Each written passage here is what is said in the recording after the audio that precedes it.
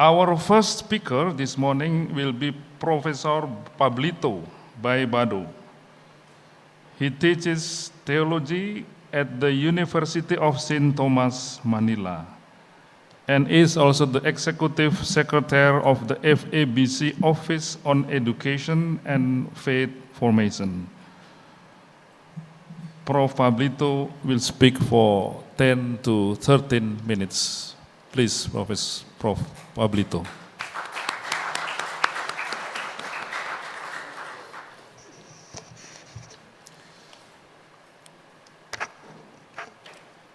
Good morning, Your Eminences, Excellencies, sisters, brothers, and friends. I belong to the Mother of Mercy Quasi-Parish in the town of Marilao, the Diocese of Malolos, Bulacan in the Philippines. The parish is situated along the way to Maykawayan, an industrial city. Every day, this road is teeming with hundreds of motorcycle riders on their way to work. It's a very busy road. That is why it is important that I go earlier for 15 minutes than usual, because traffic gets congested in front of the church. Not because of anything, but due primarily to all the motorcycles stopping to pray at the Our Lady of the Mother of Mercy. After a few moments of prayer, then off they go. It is inspiring to witness the throng of riders doing the stop, pray, and go.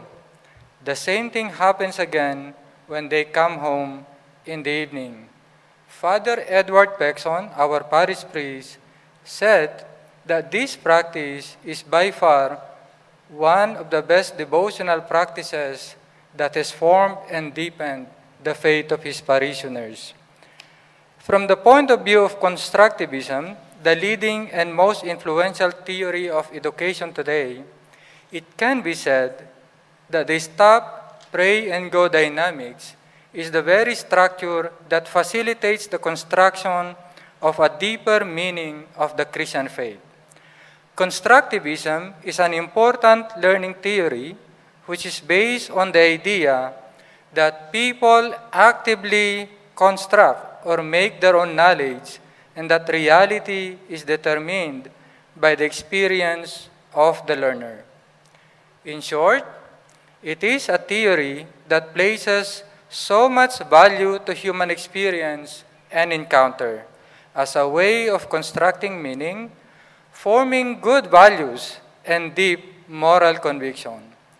In my view, the significance of constructivism is allowing the learner, the faithful for that matter, to discover meaning through the interaction within the given landscape. This resonates what Pope Francis in a number of occasions would call the culture of encounter. In his morning meditation at the chapel of the Domus Sancti Marta, Pope Francis invites us to work for the culture of encounter in a simple way as Jesus did. Not just by seeing, not just by hearing, but listening. Not just passing people by, but stopping with them. Not just saying, "What a shame, poor people," but allowing yourselves to be moved with compassion. The stop, pray, and go dynamics is the experience at the corner of the church in front of the Our Lady of the Mother of Mercy that indicates the relation of the church, work, and home that nurtures the life of the motorcycle driver. It is at this juncture that the home and the work are weaved into a moment of prayer. What needs to be emphasized here, in my view, is the importance of constructing a landscape where the church, in a sense our Christian faith, becomes the uniting factor of the many aspects of our daily endeavors. The landscape that connects the work, home, and the road, which gravitates towards the church during the stop, pray, and go, forms the person to a deeper love for his family by working harder and more diligently. Seeds just don't grow well anywhere. They need a good soil and other elements to bloom into 100 flowers and bear fruits. Faith formation, then, is the challenge of designing and redesigning existing structures and programs to facilitate the encounter, create an experience for which the seed of faith gradually but steadily grows into maturity. I have 4 kids, and due to the demand of work, they, together with my wife, would consider me as an absentee father. It is not that I wanted to be an absentee, but we live in an economic and social structure that force both parents to leave home before sunrise and return when kids are already sleeping soundly.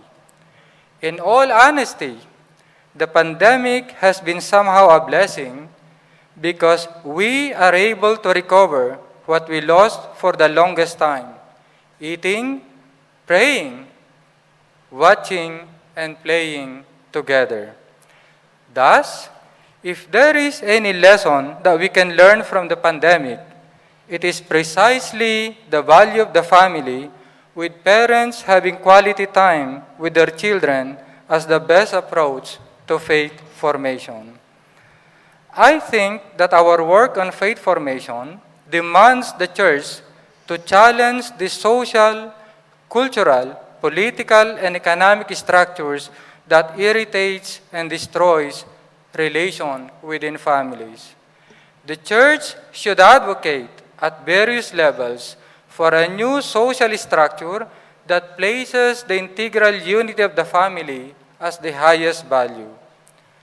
Moreover, it is also important for me that we need to rethink the family-parish relation as we return to our pre-pandemic mobility. We may want to open and redesign our parishes and institutional spaces for families to come for a stop, pray, and go experience in the form of picnics, sports, or other forms of cultural encounters, especially for the poor and the marginalized at any given day. Redesigning parish as a venue for family encounters is a must if we have to counter the increasing mall culture and secularism that continues to disrupt family relations. Faith formations in this way requires formators to be more like gardeners, designers, and engineers. There should be a shift in the attitude of faith formation from knowledge building towards building relationship.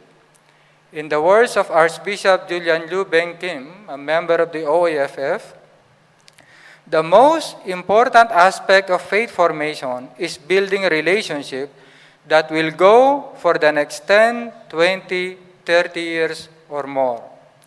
It is inspiring to note, for example, that the youth group that he has started 20 years ago remain his friends until today. Such friendship continues to nurture each one to grow in holiness while it bears fruits in the respective works and ministries.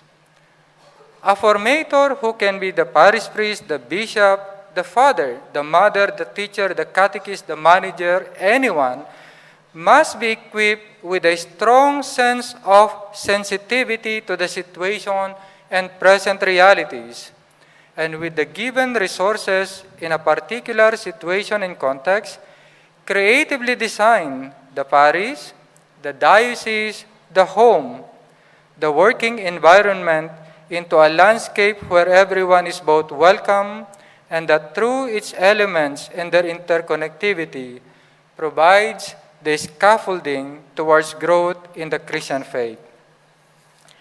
Miko, my second child, has been the most exploratory among my kids. He went to 3 schools to finish his junior high school. His world was beyond imagination that practically made me and my wife regular visitors at the principal's office. At a certain point, I said, "It is enough." Amy, my wife, however, never gave up. She has persistently embraced Miko and even literally ran after him in those days. Without her motherly care, an almost irrational and unbelievable care to an erring wild child, Miko could not have finished his degree and may not be the person he is today.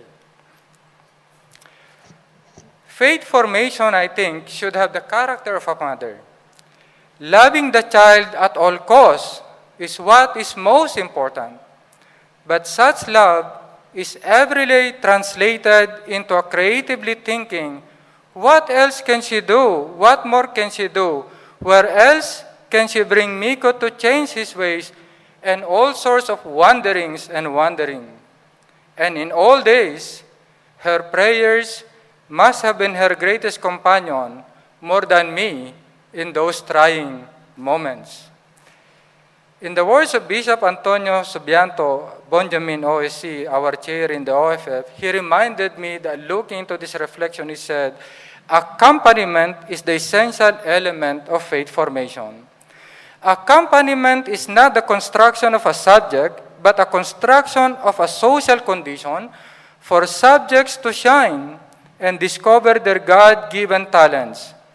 The art of accompaniment as a form of faith formation is therefore the motherly attitude of allowing ourselves to become instruments of God as church in various levels and degrees, patiently serving for the transformation of individuals and families as image and likeness of God to become light to others and at the service of a multicultural and multi-religious societies. In closing, stop, pray, and go. Emphasize the primacy of experience and discovery over rationality and formalism as the very landscape of designing our faith formation programs. Thank you to Bishop Anton and Archbishop Julian for their guide, and thanks to Father Rico for his inspiration in writing this reflection. And once again, thank you for the joy and privilege of sharing with you my thoughts and experience. Have a good day.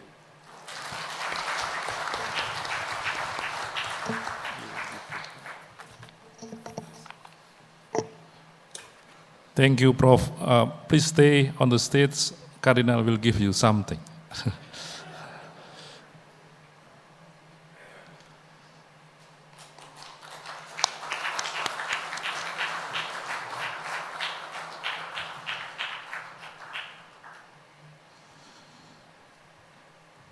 Thank you, Prof. Pablito.